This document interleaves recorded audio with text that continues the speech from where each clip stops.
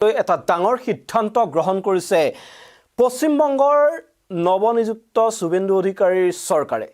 আৰু এই চিকেন নেকৰ দায়িত্ব এতিয়া কেন্দ্ৰীয় চৰকাৰক অৰ্পণ কৰিছে আনুষ্ঠানিকভাৱে পশ্চিমবংগ চৰকাৰে আৰু পশ্চিমবংগৰ শুভেন্দু অধিকাৰী চৰকাৰে এই দায়িত্ব এতিয়া কেন্দ্ৰীয় চৰকাৰক অৰ্পণ কৰাৰ পিছতে এতিয়া কেন্দ্ৰীয় চৰকাৰে চাব এই কৌশলগতভাৱে অতি গুৰুত্বপূৰ্ণ অতি সৰু এই চিকেন নেক শিলিগুৰি কৰিডৰ বুলি যাক কোৱা হয় এই শিলিগুৰি কৰিডৰ আৰু চিকেন নেকত এতিয়া তীক্ষ্ণ দৃষ্টি ৰাখিব কেন্দ্ৰীয় নিৰাপত্তা সংস্থাসমূহে প্ৰত্যক্ষভাৱে ইয়াৰ নিৰাপত্তাৰ দায়িত্ব এতিয়া কেন্দ্ৰীয় নিৰাপত্তা সংস্থাসমূহৰ দায়িত্বত থাকিব আৰু ই যোগাযোগৰ উত্তৰ পূবৰ সৈতে যি ভাৰতৰ মূল ভূখণ্ড আছে এই ভাৰতৰ মূল ভূখণ্ডৰ স্থলপথেৰে যোগাযোগৰ একমাত্ৰ মাধ্যম এই চিকেন নেক আৰু এই চিকেন নেকক লৈ আজিৰ দিনটোত এতিয়া এই গুৰুত্বপূৰ্ণ সিদ্ধান্ত গ্ৰহণ কৰিছে পশ্চিমবংগৰ মুখ্যমন্ত্ৰী শুভেন্দু অধিকাৰীৰ নেতৃত্বাধীন চৰকাৰখনে নমস্কাৰ মই মৃদুপৱন গোস্বামীয়ে স্বাগতম জনাইছো নিউজ 18 অসম নৰ্থ ইষ্টৰ ডিজিটেল লাইভলৈ আৰু এই মুহূৰ্তত অসম তথা উত্তৰ পূববাসীৰ বাবে এটা অতি গুৰুত্বপূৰ্ণ খবৰ সমগ্ৰ দেশবাসীৰ বাবে এটা অতি গুৰুত্বপূৰ্ণ খবৰ দেশৰ নিৰাপত্তাৰ ক্ষেত্ৰত দেশৰ প্ৰতিৰক্ষাৰ ক্ষেত্ৰত ই এক অতি গুৰুত্বপূৰ্ণ খবৰ যেহেতু এই যি চিকেন নেক নামেৰে পৰিচিত যি অংশ আছে পশ্চিমবংগৰ এই অংশৰ এতিয়া দায়িত্ব কেন্দ্ৰীয় চৰকাৰৰ হাতত অৰ্পণ কৰা হৈছে পূৰ্বে পশ্চিমবংগৰ ৰাজ্য চৰকাৰৰ হাতত ইয়াৰ দায়িত্ব নিয়োজিত হৈ আছিল কিন্তু এই অংশটোক লৈ বিভিন্ন সময়ত বিভিন্ন উত্তেজনা দেখিবলৈ পোৱা গৈছে বিভিন্ন ধমকি শুনিবলৈ পোৱা গৈছে আৰু বাংলাদেশৰ দৰে ভাৰতৰ প্ৰতিবেশী ৰাষ্ট্ৰয়ো এই চিকেন নেকক লৈ ধমকি দিয়া হাস্যকৰ ঘটনাও বিগত সময়ছোৱাত হৈ গৈছে কিন্তু এই যি দেশৰ প্ৰতিৰক্ষাৰ বাবে অতিকৈ গুৰুত্বপূৰ্ণ এই চিকেন নেক আৰু এই চিকেন নেকক লৈ আমি যদি চাওঁ যে পশ্চিমবংগ চৰকাৰৰ পূৰ্বৰ যি মমতা বেনাৰ্জী চৰকাৰ আছিল সেই মমতা বেনাৰ্জী চৰকাৰে সীমান্তৰ ভূমি তথা কেইটামান ৰাষ্ট্ৰীয় ঘাইপথ নিৰ্মাণৰ বাবে যি অনুমোদন দিব লাগে সেই অনুমোদন ৰাজ্য চৰকাৰৰ ফালৰ পৰা লাভ নকৰাৰ বাবে বিগত এটা বছৰে এনে ধৰণৰ পথ যোগাযোগ আৰু ৰাষ্ট্ৰীয় সুৰক্ষা প্ৰকল্পৰ কেইবাটাও কামৰ গতি মন্থৰ হৈ পৰিছিল স্থবিৰ হৈ আছিল কিন্তু পশ্চিমবংগত পুনৰ বিজেপি চৰকাৰ পশ্চিমবংগত প্ৰথমবাৰলৈ শাসনলৈ অহাৰ পিছত এতিয়া এই গুৰুত্বপূৰ্ণ সিদ্ধান্ত গ্ৰহণ কৰিছে মুখ্যমন্ত্ৰী শুভেন্দু অধিকাৰীয়ে এই শিলিগুৰি কৰিডৰ যি চিকেন নেকৰ এই অংশৰ এতিয়া দায়িত্ব কেন্দ্ৰীয় চৰকাৰক অৰ্পণ কৰা হৈছে সমান্তৰালকৈ যি নিৰ্বাচনী প্ৰতিশ্ৰুতি আছিল বাংলাদেশ ভাৰতৰ যি সীমান্ত পশ্চিমবংগৰ সেই সীমান্তত কাঁইটীয়াতাৰৰ বেৰা নিৰ্মাণ কৰিব পৰা হোৱা নাছিল যেহেতু পূৰ্বৰ মমতা বেনাৰ্জী চৰকাৰে বিএছএফক মাটি অৰ্পণ কৰা নাছিল আৰু সেইবাবে এই প্ৰক্ৰিয়াটো স্থবিৰ হৈ আছিল আৰু সেই বিএছএফক ভূমি হস্তান্তৰ প্ৰক্ৰিয়া ইতিমধ্যে শুভেন্দু অধিকাৰী চৰকাৰে দায়িত্ব গ্ৰহণৰ পিছতেই আৰম্ভ কৰিছে আৰু তাৰ পিছতেই প্ৰতিৰক্ষাৰ ক্ষেত্ৰত এটা এটো অতি গুৰুত্বপূৰ্ণ সিদ্ধান্ত গ্ৰহণ কৰিছে শুভেন্দু অধিকাৰীৰ চৰকাৰে যে চিকেন নেক অংশৰ দায়িত্ব এতিয়া কেন্দ্ৰীয় চৰকাৰৰ হাতত ন্যস্ত থাকিব তেওঁলোকলৈ এই ভূমি হস্তান্তৰ কৰা হ'ব যি প্ৰায় 20 পৰা 22 কিলোমিটাৰ এটা সৰু অংশ এই চিকেন নেকৰ অংশ এই অংশটোৰ 120 একৰ ভূমি পোনপটীয়াকৈ কেন্দ্ৰীয় চৰকাৰক হস্তান্তৰ কৰাৰ সিদ্ধান্ত গ্ৰহণ কৰিছে পশ্চিমবংগ চৰকাৰে আৰু ই অতিকৈ গুৰুত্বপূৰ্ণ বিবেচিত হৈছে কিয়নো আমি যদি চাওঁ যে বাংলাদেশত যি শেখ হাসিনা চৰকাৰৰ পতন হ'ল যি বাংলাদেশত জেনজিৰ আন্দোলন হ'ল তাৰ পিছত বাংলাদেশত যি শেখ হাসিনা চৰকাৰৰ পতন হ'ল তাৰ পিছত যিখন অন্তৰ্বৰ্তীকালীন চৰকাৰ গঠন হ'ল তাৰ মুখ্য উপদেষ্টাৰ দায়িত্ব থকা ডক্টৰ মহম্মদ ইউনুছে কিন্তু ভাৰতৰ চিৰশত্ৰু পাকিস্তানৰ সেনা প্ৰধান তাৰ ভ্ৰমণলৈ যাওঁতে বাংলাদেশ ভ্ৰমণলৈ যাওঁতে তেওঁক এখন মেপ উপহাৰ দিছিল এখন আসলতে গ্ৰন্থ উপহাৰ দিছিল সেই গ্ৰন্থৰ বেতুপাতত বাংলাদেশৰ এখন মেপ আছিল সেই মেপত সমগ্ৰ উত্তৰ পূবক বাংলাদেশৰ অন্তৰ্ভুক্ত কৰি পেলাই সেই মেপখন প্ৰস্তুত কৰা হৈছিল আৰু সেই মেপখন পাকিস্তানক মহম্মদ ইউনুছে উপহাৰ দিছিল তাৰ পিছতে এই ক্ষেত্ৰত যথেষ্ট এক প্ৰকাৰ ভাৰত তৎপৰ হৈ পৰিছিল এই সমগ্ৰ বিষয়টোক লৈ আৰু বিভিন্ন সময়ত অতি হাস্যকৰভাৱে বাংলাদেশৰ যিখন দেশৰ নিজৰে অৱস্থা তথৈবচ নিজক সুৰক্ষা দিয়াৰ ক্ষমতা নাই সেইখন দেশে আকৌ ভাৰতক ভাবুকি দিছিল যে এই চিকেন নেকক তেওঁলোকে ভাৰতৰ পৰা বিচ্ছিন্ন কৰি দিব আৰু সমগ্ৰ উত্তৰ পূবক এক প্ৰকাৰ তেওঁলোকৰ দখললৈ নিয়াৰ যি ভাবুকি প্ৰদান কৰিছিল, হাস্যকৰ ভাবুকি প্ৰদান কৰিছিল বাংলাদেশে। কিন্তু শত্ৰু দুৰ্বল হ'লেও তেওঁলোকৰ ভাবুকি কেতিয়াও সহজভাৱে লোৱাটো যুক্তিকৰ নহয়, আৰু সেই কথাই এক প্ৰকাৰ কেন্দ্ৰীয় চৰকাৰে সেই চিন্তা কৰিয়েই এই সমগ্ৰ বিষয়টোক লৈ পৰিকল্পনা আৰম্ভ কৰিছিল। আৰু এই চিকেন নেকৰ তলেৰে ভূখণ্ডৰ তলেৰে ৰেলপথ নিৰ্মাণৰ এক প্ৰকল্পও ইতিমধ্যে দেশৰ সুৰক্ষাৰ বাবে অতি গুৰুত্বপূৰ্ণ এই প্ৰকল্প আৰম্ভ কৰিছিল। কিন্তু এই ক্ষেত্ৰত যি ৰাজ্য চৰকাৰৰ পৰা অনুমোদন লাভ কৰিব লাগে, সেই অনুমতি লাভ নকৰাৰ বাবে প্ৰায় এবছৰে এই উন্নয়নমূলক কামসমূহ কেন্দ্ৰীয় সংস্থাসমূহে ক্ষিপ্ৰতাৰে কৰিব পৰা নাছিল।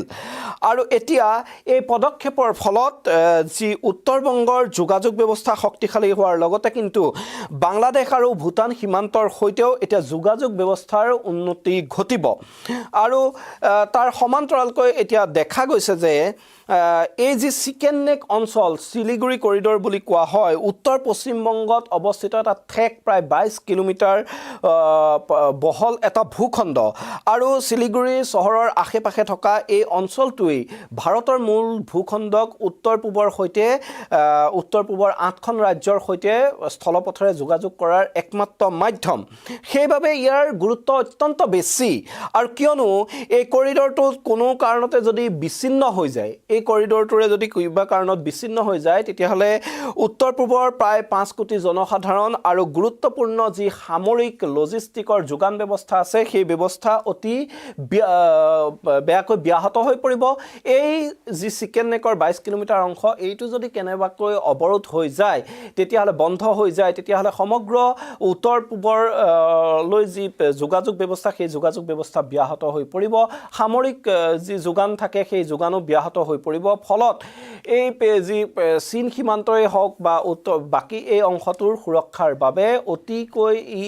গুৰুত্বপূৰ্ণ। সেইবাবেই নহ'লে এই অঞ্চলটোৰ সুৰক্ষা নোহোৱা হৈ পৰিব। সেইবাবে এই অঞ্চলটোক এতিয়া অতি গুৰুত্ব সহকাৰে লৈ কেন্দ্ৰীয় চৰকাৰে ইয়াত যথেষ্ট পৰিকল্পনামূলকভাৱে ইয়াত সামৰিক প্ৰকল্প লৈছে, দেশৰ প্ৰতিৰক্ষামূলক প্ৰকল্প লৈছিল। আৰু তাৰ অন্যতম আছিল সেই চিকেন নেকৰ তলেৰে আণ্ডাৰগ্ৰাউণ্ড ৰেল টাৰ্মিনেল, ৰেলপথ নিৰ্মাণ কৰাটো। আৰু এতিয়া যিহেতু কেন্দ্ৰীয় চৰকাৰক এই অঞ্চলটোৰ দায়িত্ব প্ৰদান কৰা হ'ল, কেন্দ্ৰীয় সংস্থাসমূহে সেই প্ৰকল্প অতি খৰতকীয়াকৈ নিৰ্মাণ কৰিব পাৰিব। আৰু আমি যদি চিকেন নেকৰ ভৌগোলিক অৱস্থানৰ ক্ষেত্ৰত চাওঁ যে 3টা আন্তঃৰাষ্ট্ৰীয় সীমান্ত এই সৰু অংশটোৱে ভগাই লৈছে। 3টা আন্তঃৰাষ্ট্ৰীয় সীমান্ত, পশ্চিম দিশে নেপাল, উত্তৰ দিশে ভূটান আৰু দক্ষিণ দিশে বাংলাদেশ। এই 3খন দেশৰ সীমান্ত কিন্তু এই অঞ্চলটোৱে স্পৰ্শ কৰি গৈছে। আৰু ভাৰতৰ বাবে এই আটাইতকৈ ভৌগোলিকভাৱে সংবেদনশীল এই অঞ্চলটোত এতিয়া যদি কেন্দ্ৰীয় চৰকাৰৰ হাতলৈ যায়, কেন্দ্ৰীয় চৰকাৰৰ হাতলৈ যোৱাৰ লগে লগে ইয়াৰ যি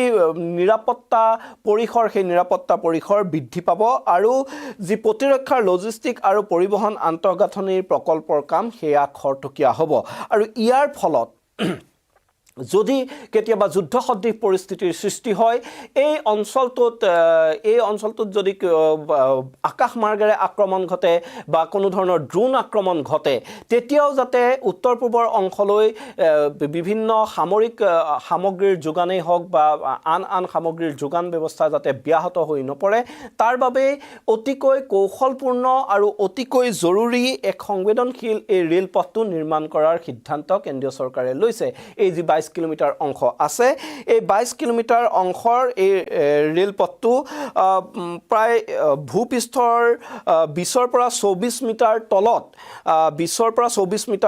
40 কিলোমিটাৰ জুৰি নিৰ্মাণ কৰাৰ এক সিদ্ধান্ত গ্ৰহণ কৰিছিল কেন্দ্ৰীয় চৰকাৰে।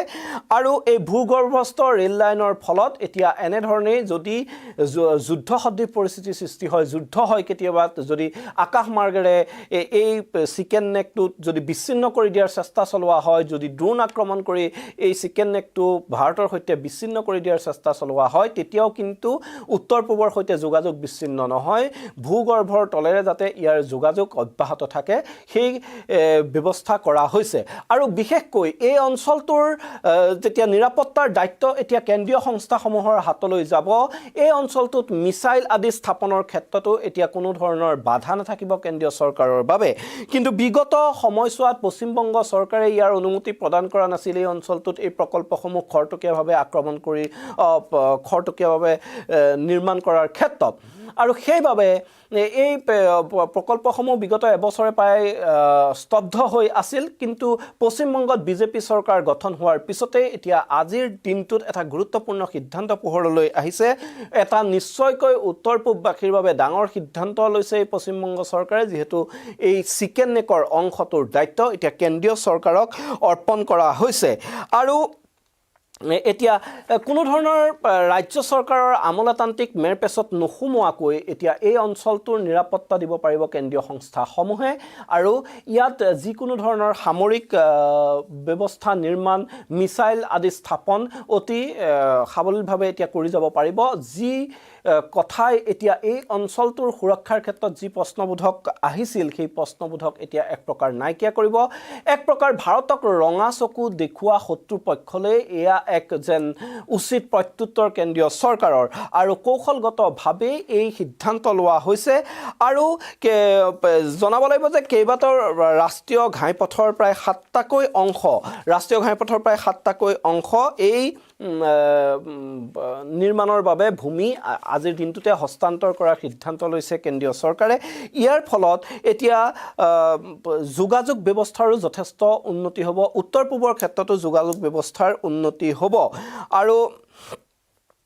এতিয়া সেইবাবেই এনেধৰণৰ যি সিদ্ধান্ত লোৱা হৈছে, কেন্দ্ৰীয় চৰকাৰক এই চিকেন নেকৰ ভূমি যি হস্তান্তৰৰ সিদ্ধান্ত লৈছে, সেই সিদ্ধান্ত অত্যন্ত গুৰুত্বপূৰ্ণ বিবেচিত হৈছে। ইয়াৰ ফলত ভৱিষ্যতে আমি পূৰ্বতে যি দেখিছিলোঁ, বাংলাদেশৰ ফালৰ পৰা এক প্ৰকাৰ ভাবুকি আহিছিল যে চিকেন নেকক বিচ্ছিন্ন কৰি দিয়া হ'ব। অতিকৈ হাস্যকৰ কথা, তথাপি এনেধৰণৰ যি ৰঙা চকু দেখুৱাবলৈ সাহস কৰিছিল আৰু বাংলাদেশৰ কান্ধত বন্দুক থৈ পাকিস্তানে যি ভাৰতক এক প্ৰকাৰ ভাবুকি প্ৰদান কৰিছিল। আৰু আমি দেখিছিলোঁ যে বিগত সময়ছোৱাত যেতিয়া এই বাংলাদেশত অন্তৰ্বৰ্তীকালীন চৰকাৰ চলি আছিল, সেই সময়ত ISI চিফগৰাকীও আহি এই চিকেন নেকৰ ওচৰলৈকে আহি সেই অঞ্চল পৰিদৰ্শন কৰিছিল। তাৰ দ্বাৰা যেন এক প্ৰকাৰ ভাৰত চৰকাৰক ভাবুকি দিয়াৰ চেষ্টা কৰিছিল পাকিস্তানে। আৰু বাংলাদেশৰ সহায়ত তেওঁলোকে যে যিকোনো ধৰণৰ তেওঁলোকৰ এই অসম তথা উত্তৰ পূবক বিচ্ছিন্ন কৰাৰ ভাবুকি দিয়াৰ যি পৰিকল্পনা, তাক প্ৰতিহত কৰিবলৈ এক সমুচিত এয়া উত্তৰ বুলি ক'ব লাগিব এই যি ব্যৱস্থা লৈছে পশ্চিমবংগ চৰকাৰ আৰু কেন্দ্ৰীয় চৰকাৰে। ইয়াৰ দ্বাৰা উত্তৰ পূবৰ সুৰক্ষা যে সুনিশ্চিত হ'ব সেই কথা নিশ্চিত। অতিকৈ গুৰুত্বপূৰ্ণ প্ৰতিৰক্ষাৰ দিশৰ পৰা এই অঞ্চলটো, চিকেন নেকৰ যি অঞ্চলটো প্ৰায় 22 কিলোমিটাৰ বহল, এই অঞ্চলটোৱে আমাৰ যথেষ্ট ভাবুকিৰ সন্মুখীন হ'বলগীয়া হৈছিল বিগত সময়ছোৱাত। আৰু এতিয়া পশ্চিমবংগত যিহেতু বিজেপি চৰকাৰ হ'ল, তাৰ পিছতেই এক গুৰুত্বপূৰ্ণ সিদ্ধান্তৰূপে বিবেচিত হৈছে যে চিকেন নেকৰ অঞ্চলটোৰ নিৰাপত্তা সকলো দিশ চোৱা চিতা কৰিব। তাৰ সমান্তৰালকৈ পশ্চিমবংগৰ যিসমূহ অংশ এতিয়া পূৰ্ববংগ বাংলাদেশৰ সৈতে তেওঁলোকে শ্বেয়াৰ কৰি আছিলে, সেই অংশত কাঁটাতাৰৰ বেৰা নিৰ্মাণ কৰা ইমান দিনলৈ সম্ভৱ হোৱা নাছিল। পশ্চিমবংগৰ যি মমতা বেনাৰ্জী চৰকাৰ আছিল, সেই মমতা বেনাৰ্জী চৰকাৰে বংগত সেই কাঁটাতাৰৰ বেৰা নিৰ্মাণ কৰাৰ বাবে তেওঁলোকে ইমান দিনে BSFক ভূমি হস্তান্তৰ কৰা নাছিল। আৰু বিজেপিৰ এইবাৰ নিৰ্বাচনী প্ৰতিশ্ৰুতিয়েই আছিল যে তেওঁলোকে এই ভাৰত বাংলা সীমান্ত চিল কৰি যি অনুপ্ৰৱেশৰ সমস্যা আছে, সেই অনুপ্ৰৱেশৰ সমস্যা ৰোধ কৰিব। আৰু বিগত সময়ছোৱাত অসমৰ মুখ্যমন্ত্ৰীগৰাকীয়েও বিভিন্ন সময়ত পশ্চিমবংগত নিৰ্বাচনী প্ৰচাৰতো মন্তব্য কৰা পৰিলক্ষিত হৈছিল যে কেৱল অসমৰ সীমান্ত সুৰক্ষিত হ'লেই অনুপ্ৰৱেশৰ সমস্যা শেষ হৈ নাযায়, কিয়নো পশ্চিমবংগই বাংলাদেশৰ সৈতে আটাইতকৈ বৃহৎ অংশ যি আন্তঃৰাষ্ট্ৰীয় সীমা, সেই সীমা ভগাই লৈছে। তাক কিন্তু অসমৰ ক্ষেত্ৰত আটাইতকৈ ক্ষুদ্ৰতম সীমাহে ভগাই লৈছে বাংলাদেশৰ সৈতে। সেইবাবে যদি অসমৰ সীমা সম্পূৰ্ণ চিল কৰা হয়, সম্পূৰ্ণ কঠোৰ ইয়াত নিৰাপত্তা ব্যৱস্থা কৰা হয় তাৰ পিছত যদি বাংলাদেশৰ সীমা খোলা থাকে তেতিয়াহ'লে এই বাংলাদেশৰ সীমাৰে অনুপ্ৰৱেশ চলি থাকে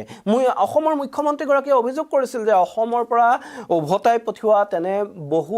বাংলাদেশী অনুপ্ৰৱেশকাৰী পশ্চিমবংগৰ সীমান্তৰে পুনৰ প্ৰৱেশ কৰে এনেধৰণৰ অভিযোগো নিৰ্বাচনৰ সময়ত মুখ্যমন্ত্ৰীগৰাকীয়ে কৰা পৰিলক্ষিত হৈছিল আৰু সেই অনুপ্ৰৱেশৰ দীৰ্ঘদিনীয়া সমস্যা সমাধানৰ যি প্ৰতিশ্ৰুতি বিজেপিৰ সেই প্ৰতিশ্ৰুতিলৈ সঁহাৰি দিয়েই বিগত নিৰ্বাচনত বিজেপিক বিপুল ভোটত বংগবাসীয়ে জয় কৰোৱা পৰিলক্ষিত হৈছিল আৰু সেয়েহে মুখ্যমন্ত্ৰীৰ দায়িত্ব লৈ নিজৰ নিৰ্বাচনী প্ৰতিশ্ৰুতি পালন কৰিবলৈ এতিয়া শুভেন্দু অধিকাৰী চৰকাৰ তৎপৰ হৈ পৰা পৰিলক্ষিত হৈছে আৰু প্ৰথমেই সেই অনুপ্ৰৱেশকাৰীৰ সমস্যা ৰোধৰ বাবে এতিয়া যি ভূমি হস্তান্তৰ প্ৰক্ৰিয়া দীৰ্ঘদিনে স্থবিৰ হৈ আছিল সেই প্ৰক্ৰিয়াই আৰম্ভ কৰিছে আৰু ইয়াৰ অংশ হিচাপে এতিয়া চিকেন নেকৰ যি বৃহৎ অংশ চিকেন নেকৰ প্ৰায় 22 কিলোমিটাৰ জোৰা এই অংশটো এতিয়া কেন্দ্ৰীয় চৰকাৰলৈ হস্তান্তৰ কৰা হৈছে আৰু ইয়াৰ জৰিয়তে এতিয়া সমগ্ৰ দেশৰ যি নিৰাপত্তা দেশৰ সাৰ্বভৌমত্বৰ প্ৰতি ভাবুকি আনিব পৰা এটা বিষয়ৰূপে বিগত সময়ছোৱাত পৰিলক্ষিত হৈ আহিছিল এই চিকেন নেকলৈ আহি থকা ভাবুকি সেই ভাবুকি প্ৰতিহত কৰিবৰ বাবে এতিয়া কঠোৰৰ পৰা কঠোৰতম ব্যৱস্থা কেন্দ্ৰীয় চৰকাৰে গ্ৰহণ কৰিব আৰু ইয়াৰ যিসমূহ পৰিকল্পিত যি প্ৰতিৰক্ষাৰ প্ৰকল্প আছে দেশৰ প্ৰতিৰক্ষাৰ বাবে যিসমূহ প্ৰকল্প নিৰ্মাণৰ কাম ইতিমধ্যে প্ৰস্তাৱ হৈ আছিল সেই কামসমূহ এতিয়া অতি ক্ষিপ্ৰতাৰে হ'ব ইয়াৰ ফলত ভাৰতৰ মূল ভূখণ্ডৰ সৈতে অসম তথা উত্তৰ পূৰ্বৰ যোগাযোগ ব্যৱস্থাও যথেষ্ট উন্নতি হ'ব আৰু